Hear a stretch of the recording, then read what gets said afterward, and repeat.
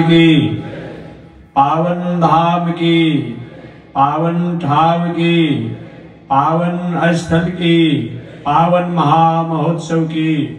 जय जय श्री सीताराम, जय जय श्री राधेश्याम, जय जय श्री श्रीमन नारायण, जय जय श्री भाष्यकार, जय जय श्री रामानुजाचार्य, जय जय श्री त्रिदंडी स्वामी जी महाराज। हरि ओम। शांति शांति शांति। श्रीमन नारायण लक्ष्मी नारायण, श्रीमन नारायण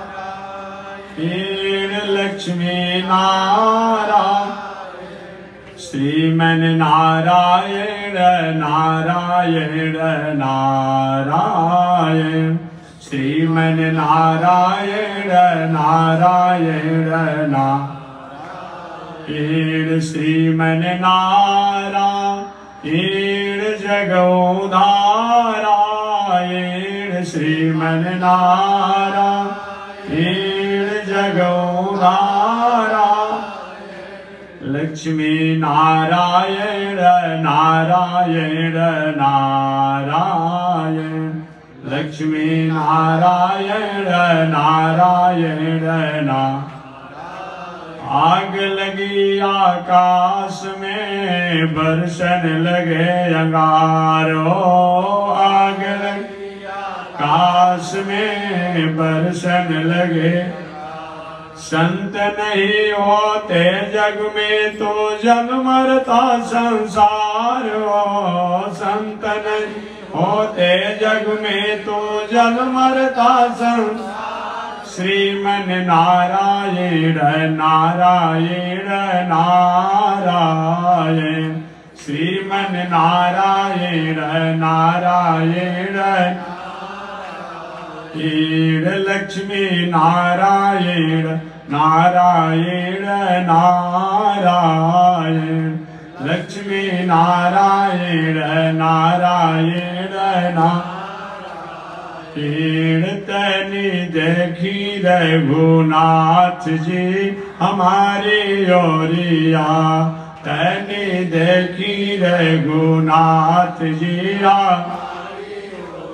या, तनि ताकी रघुनाथ जी हमारी ओरिया, तनि ताकी रघुनाथ जी या। बगसर में आके रहुआ तड़का के मरनी, बगसर में आके रहुआ तड़का के मरनी। गौतम नारी अहिल्या के तरनी, गौतम नारी अहिल्या के तरनी। तनि देखी रघुनाथ जी हमारी ओरिया, तनि देखी रघुनाथ जी हमारी ओरिया, तनि ताकी रघुनाथ जी हमारी ओरिया, तनि ताकी रघुनाथ जी हमारी ओरिया। श्रीमन नारायण नारायण नारायण, श्रीमन नारायण नारायण नारायण, लक्ष्मी नारायण नारायण नारायण, लक्ष्मी नारायण नारायण नारायण। बोलिए श्री लक्ष्मी नारायण भगवान की। हरि ओम। शांति शांति शांति।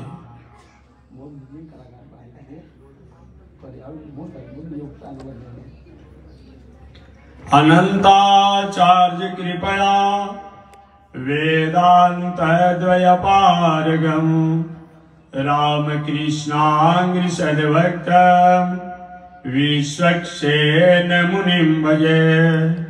काषायम यज्ञ सूत्रम शुचिवपुषि तथा चोर्ध्वपुण्ड्रं च भाले, यस्यास्ते दक्षहस्ते कलिकुमति गिरीन्द्रेन्द्र वज्रं त्रिदण्डं संसाराग्नि प्रशांत्यै भृतजलममलं दारुपात्रं पवित्रं श्रीविश्वक्सेन सूरे पदकमलयुगा श्रेयसे संश्रयामि लक्ष्मीनाथ समारंभा नाथयामुनिमध्यमा अस्मदाचार्य पर्यन्ता वन्दे गुरो परम्परा नारायणाय विद्महे वासुदेवाय धीमहि तन्नो विष्णु प्रचोदयात् महालक्ष्म्यै च विद्महे विष्णु पत्न्यै च धीमहि तन्नो लक्ष्मी प्रचोदयात् तन्नो लक्ष्मी प्रचोदयात्। परमाराध्य श्री लक्ष्मी नारायण भगवान नित्य वंदनीय पूज्य गुरुदेव श्री त्रिदंडी स्वामी जी महाराज के जुगल चरणों में कोटिशा नमन। भगवत भागवत आचार्य कैंकर्य पारायण महानुभाव आज भाई का दाव बेस्ट कम करिए, भाई का दाव इको थोड़ा कम कीजिए।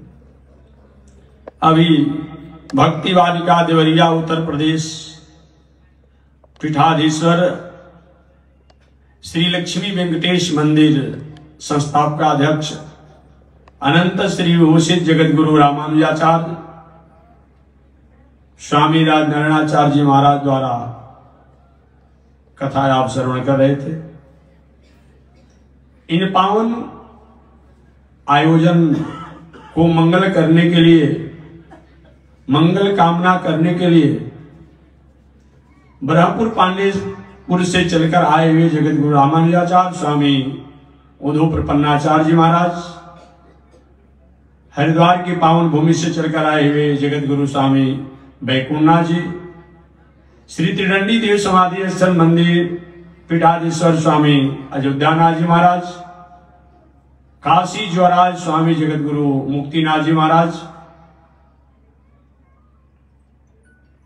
टणवा से श्याम नारायण जी भी महंत जी आए हैं, श्रीकांत जी दंडी यहां से भी आए हुए हैं, ब्रह्मपुर से ही चलकर आए हुए पूर्वीसी आचार्य श्री जगत गुरु धर्मेंद्र जी महाराज, जगदीशपुर से चलकर आए हुए आनंद बिहारी शास्त्री जी महाराज, आरा से चलकर आए हुए जगत गुरु रामानुजाचार्य ज्योतिषाचार्य गिरधर शास्त्री जी महाराज, और जिनकी अभी हमारे बाद उन्हीं की कथा होगी, जो श्री राम कथा के रूप में जाने जाते हैं, मोक्षदापुरी काशी वाराणसी से चलकर आए हुए जगत गुरु रामानुजाचार्य श्री मारुति किंकर जी महाराज, जो राम कथा सरसमय सुनाते हैं, उनके द्वारा राम कथा को हमारे बाद आप श्रवण करेंगे। इसी कड़ी में कछवा के महंत श्री बचन जी और भी संत महात्मा आ रहे हैं और आने वाले हैं। मैं केवल 10 मिनट में अपनी बातों को निवेदन करूंगा। आज केवल इंट्रोडक्शन है, परिचय के रूप में। परिचय के बाद बताना नहीं रह जाता है, इसे केवल इंट्रोडक्शन, परिचय। व्यवहारिक भाषा में अगर बात किया जाए तो कथा की भूमिका, भूमिका का मतलब क्या होता है? जो हम करने जा रहे हैं, जो हम कहने जा रहे हैं, जो हम सुनाने जा रहे हैं, उसकी हमने नींव को मजबूत कर दिया, इसी का नाम है भूमिका। इस मकान का जितना नींव मजबूत होता है, उस मकान पर जितना भी ऊंचाई पर आप जाइए, लेते चले जाइए। केवल परिचय में बता दो, हम और आप सबसे पहले तय जाने कथा होती क्या है, कथा का मतलब क्या होता है, शास्त्र होता क्या है, वेद होता क्या है, कथा क्यों सुनी जाए, कितनी बार सुनी जाए, कब कब सुनी जाए, किससे सुनी जाए, इत्यादि हमारे आपके मन में, दिल में, दिमाग में, मन में, बुद्धि में ये प्रश्न बना ही रहता है। इन प्रश्नों को, जिनको सुनने के बाद हम आत्म शांति को, संतावना को प्राप्त करते हैं, उसी का नाम कथा है, उसी का नाम शास्त्र है, उसी का नाम वेद है, उसी का नाम इतिहास है, उसी का नाम पुराण है। किसी भी, चाहे वह राष्ट्र को चलाना हो, किसी भी राष्ट्र को चलाना हो या समष्टि को चलाना हो, उसके लिए 3 चीज होता है। एक तो सृष्टि व्यक्ति होना चाहिए, शिक्षा होना चाहिए और साधन होने चाहिए। जब तक ये 3 चीज नहीं होता है तब तक किसी तारतम्य को आगे नहीं बढ़ाया जा सकता है। क्या होना चाहिए? सृष्टि होना चाहिए। सृष्टि माने प्राणियों का सृष्टि, केवल मनुष्य का नहीं, प्राणियों का सृष्टि।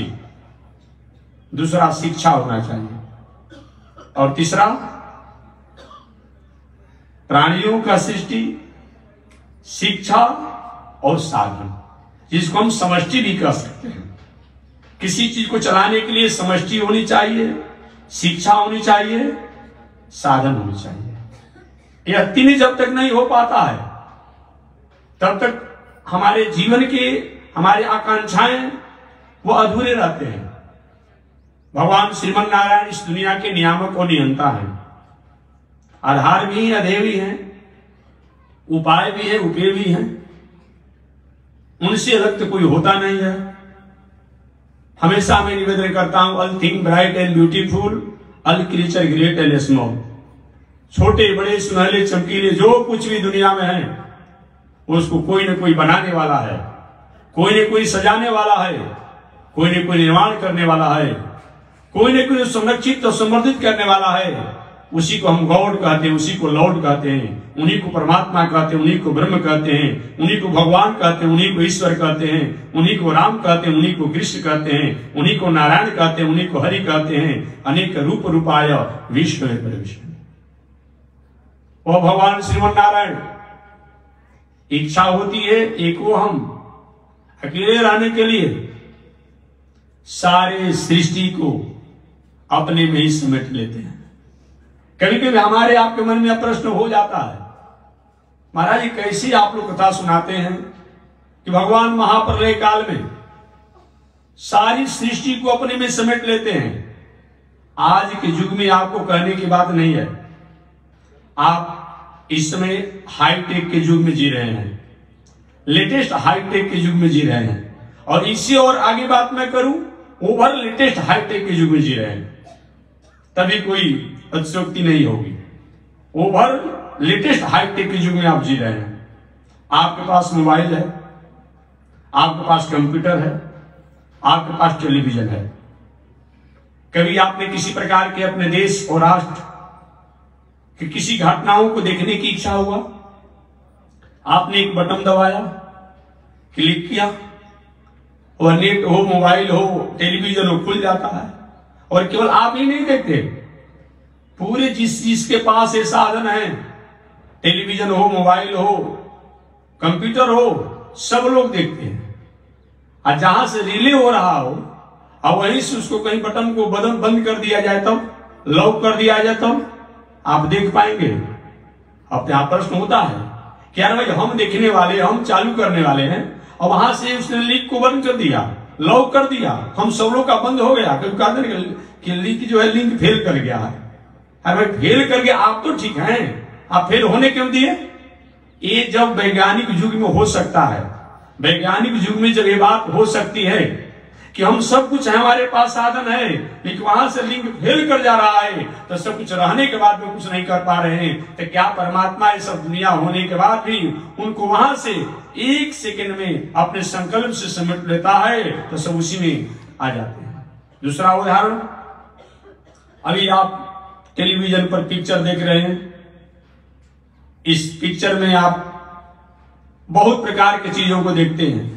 आज यही इच्छा होती नहीं केवल हमको छोटा सा देखना है, आपने बटन दबाया, छोटा आकार हो गया, और होता कि नहीं इसको समेट लेना है, वो भी बंद हो जाता है। ठीक परमात्मा उसी प्रकार से पूरी दुनिया को फैलाते हैं, फुलाते हैं, विकसित करते हैं, और जब इच्छा होती है अपने में समेट लेते हैं। उनको बहुत प्रयास नहीं करना पड़ता है, बहुत प्रयास करने की आवश्यकता नहीं पड़ती है।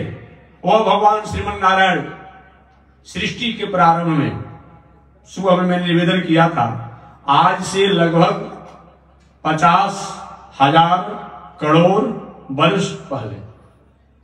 ये हमारी वैदिक परंपरा, हमारी सनातन परंपरा, हमारे भारतीय परंपरा जो है आज की नहीं है, आज से 50,000 करोड़ वर्ष पहले की है। भगवान श्रीमन नारायण सृष्टि के प्रारंभ में एक ही थे, एक वो हम। सारी सृष्टि की ताकत, सारी सृष्टि की शक्ति, सारी सृष्टि की उर्वरा शक्ति भगवान में ही थी। जैसे एक और उदाहरण मैं देता हूं, क्योंकि शास्त्रीय परिपाटी है, जयेव वैदिका तयेव लौकिका। वेद की बातों को समझाने के लिए लोक की बातों को बताना पड़ता है। जब तक से लोक का व्यवहारिक उदाहरण नहीं दिया जाएगा, तब तक से वेद की बात हमारे दिमाग में नहीं बैठेगी, वेद की बातों को हम समझ नहीं पाएंगे। इसलिए शास्त्रकारों ने कहा है, आचार्यों ने कहा है, जयेव वैदिका तयेव लौकिका। लेकिन वो लौकिक बात जो होना चाहिए, वेद की बातों को पुष्टि करने वाला होना चाहिए, संपुष्टि करने वाला होना चाहिए, पूरक होना चाहिए। ऐसी लौकिक बात मत कहें जो वेद की बातों का खंडन हो जाए, वैसी लौकिक बातों का कोई मतलब नहीं होता है। भगवान श्रीमन नारायण सृष्टि के प्रारंभ में एक होने की इच्छा हुआ, अकेले रहे। जैसे बट वृक्ष का नाम आपने सुना होगा। बट वृक्ष का एक फल होता है, उस फल का एक बीज कितना छोटा होता है, अनुमान किए होंगे।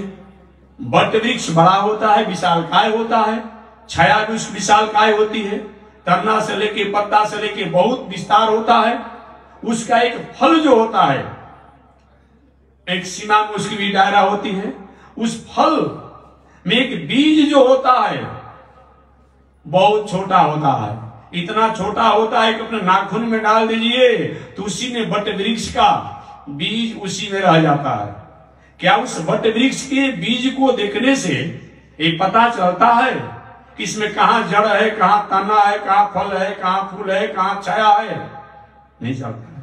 तो क्या उस बट वृक्ष की से अलग तना, जड़, फल, पत्ता होता है? अलग नहीं होता है। वही बट वृक्ष को जब प्रकृति, पृथ्वी और जल के द्वारा जब शक्ति प्राप्त होती है, विशालकाय वृक्ष हो जाता है और हम सब लोग के लिए छाया, तना, पत्ती, फल, फूल सबका कारण होता है।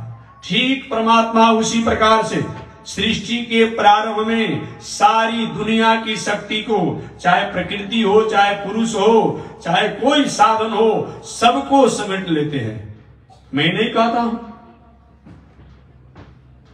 पुरुष सूक्त में स्पष्ट निर्णय किया गया है, कहा गया है, जिसमें पुरुष सूक्त में व्याख्या किया गया है, उसमें बताया जाता है कि सृष्टि के प्रारंभ में भगवान ने गायों को प्रकट किया, भैंस को प्रकट किया, बकरी को प्रकट किया, अनेक प्रकार के उदाहरण आते हैं, और भी पैर वाले, खुर वाले सब प्राणियों को प्रकट किया।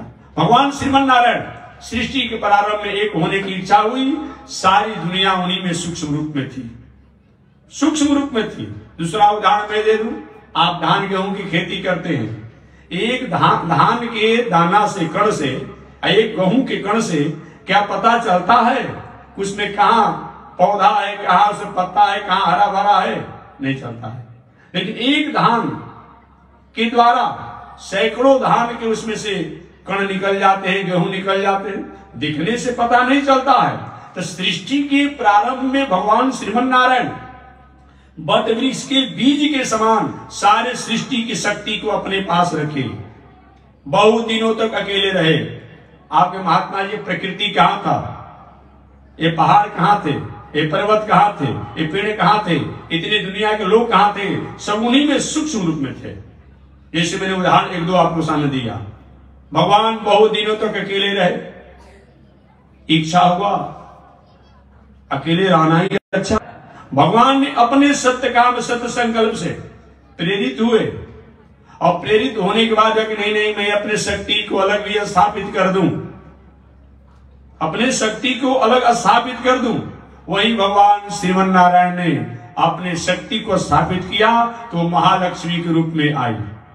और महालक्ष्मी जब आई, महालक्ष्मी के आने के बाद महालक्ष्मी ने भगवान से प्रार्थना किया प्रभु प्राचीन काल जैसा आप सृष्टि का विस्तार करें। भगवान ने कहा हम सृष्टि विस्तार नहीं करेंगे। लक्ष्मी माता ने कहा क्यों नहीं करेंगे?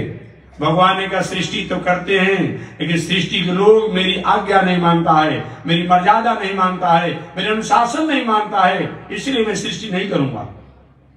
लेकिन लक्ष्मी जी पुरस्कार स्वरूपा है, वकालत करने वाली है, वरिष्ठ भी करने वाली है। वकील साहब जो होते हैं, कितना भी जुल्म करने वाला अपराधी होता है और मन में ठान लेते हैं, तो न्यायाधीश से कहीं न कहीं बेल दिला ही देते हैं। कहते हैं कि सर ये अपराधी तो है, लेकिन अपराध करने की इसकी मनसा नहीं थी, हो गया इसके द्वारा, अब इसको मुक्त कर दिया जाए और आगे इसी के द्वारा नहीं होगा। मान जाते हैं न्यायाधीश, ठीक है आपके कहने पर वकील साहब, लायर साहब मैं बेल दे रहा हूं, बेल मिल जाता है। ठीक वही काम महालक्ष्मी जी करती हैं। भगवान न्यायाधीश हैं। न्यायाधीश किसी का नहीं होता है, न अपने पत्नी का होता है, न अपने भाई का होता है, न अपने बेटा का होता है, न अपने बाप का होता है, न अपने माता का होता है। भगवान न्यायाधीश होते हैं। लेकिन महालक्ष्मी के पुरस्कार के कारण भगवान जो सब न्यायाधीश होने के बाद भी उनको लायर के, वकालत करने वाले के बातों को मानना पड़ता है। न्यायाधीश न्याय करने वाले होते हैं, लेकिन वकील साहब के कहने के बाद अपराधी को भी उनको कभी न कभी बेल देना पड़ता है। इसी तरह से लक्ष्मी जी के वकालत करने के बाद भगवान को भी प्राणियों पर कृपा करनी पड़ती है। इसलिए हमारे श्री वैष्णवाचार्यों ने, जब हम लोग शरणागति का मंत्र प्राप्त किए थे या शरणागति का मंत्र प्राप्त कराते हैं श्री वैष्णवाचार्य लोग, तो कहते हैं नारायण दया सिंधो कल्याण गुण सागरम ईनम रक्षस गोविंद बहुजन्मा अपराधिनम। हे प्रभु नारायण दया सिंधु, आप दया के सिंधु हैं, कल्याण गुण सागरम और कल्याण के सागर हैं। एनम रक्षस गोविंद, हे गोविंद इनकी रक्षा करे बहुजन्मा अपराधिन, बहुजन्मों का अपराधी। महालक्ष्मी जी प्रकट हुई। प्रकट होने के बाद भगवान से प्रभु पहले जैसा सृष्टि किया जाए। भगवान तो पहले के नहीं करूंगा, लेकिन लक्ष्मी जी के आग्रह पर भगवान मान गए। भगवान लक्ष्मी जी की आग्रह पर मान गए। वो लक्ष्मी कहां रहती हैं? ईसा नाम जगतोस्य वेंकटपते विष्णु पराम प्रेयसी तदवक्षस्थल नित्यवास रसिकाम तच्छांति संवर्धनीम पदमालंकृत पाणि पल्लव जुगाम पद्मासनस्थाम श्रियम वात्सल्यादि गुणोज्वलाम भगवतीम वंदे जगन्मातरम, वंदे जगन्मातरम। वो लक्ष्मी कहीं अलग नहीं रहती है। सलाई और सलाई का तीली, उसी में अग्नि की ज्वाला होती है। अग्नि की ज्वाला कहीं अलग नहीं होती है, लेकिन सलाई और सलाई का तीली अपने पास रहो तो अग्नि की ज्वाला प्रकट करता है? नहीं करता है। जब तक से तीली को, सलाई के तीली को सलाई में घर्षण नहीं किया जाता है, जहां मसाला लगाया गया है, तब तक अग्नि प्रज्वलित नहीं होती है। ठीक उसी प्रकार से भगवान श्रीमन नारायण के भीतर ही लक्ष्मी जी रहती है, लेकिन जब तक से सत्य संकल्प भगवान की नहीं होती है कि नहीं हमें दो होना है, तब तक लक्ष्मी जी हृदय में रहने के बाद भी, आह्लादनी शक्ति होने के बाद भी वह भगवान में ही सन्निहित रहती है।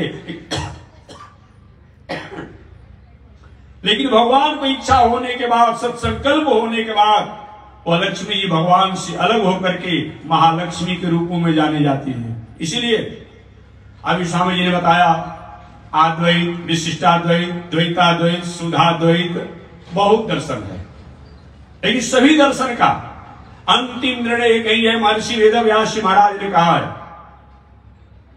वेदव्यास जी महाराज ने भी शास्त्रों का परिशीलन किया, अनुशीलन किया। परिशीलन अनुशीलन करने के बाद उनके हृदय में तोष नहीं हुआ, संतोष नहीं हुआ, आनंद नहीं हुआ। अंत में महर्षि वेदव्यास जी महाराज ने कहा, हे दुनिया में रहने वाले लोग, आलोट सर्वशास्त्राणि विचार च पुनः पुनः इदमेकं सुनिष्पन्नम ध्येयो नारायण सदा, गेयो नारायण सदा, प्रेयो नारायण सदा, श्रेयो नारायण सदा। हे दुनिया में रहने वाले लोग, मानव जीवन कल्याण तब तक नहीं प्राप्त कर सकता है जब तक से उन नारायण को जाना नहीं जा सकता। नारायण का मतलब क्या होता है? नारायण माने केवल नारायण नहीं होता है। उन्हीं नारायण को राम कहा जाता है, उन्हीं को कृष्ण कहा जाता है। उन्हीं को वामन कहा जाता है, उन्हीं को नरसिंह कहा जाता है, उन्हीं को विष्णु कहा जाता है, उन्हीं को महाविष्णु कहा जाता है, उन्हीं को हरि कहा जाता है, उन्हीं को कच्छप कहा जाता है, उन्हीं को वराह कहा जाता है, उन्हीं को मीन कहा जाता है। अलग अलग अवतार जैसा इच्छा हुआ उसके अनुसार परमात्मा ने अवतारों को लिया। जैसे दूध से ही मिष्टान बनते हैं अनेक प्रकार के, लेकिन जो जो जैसा जैसा मिष्टान बनता है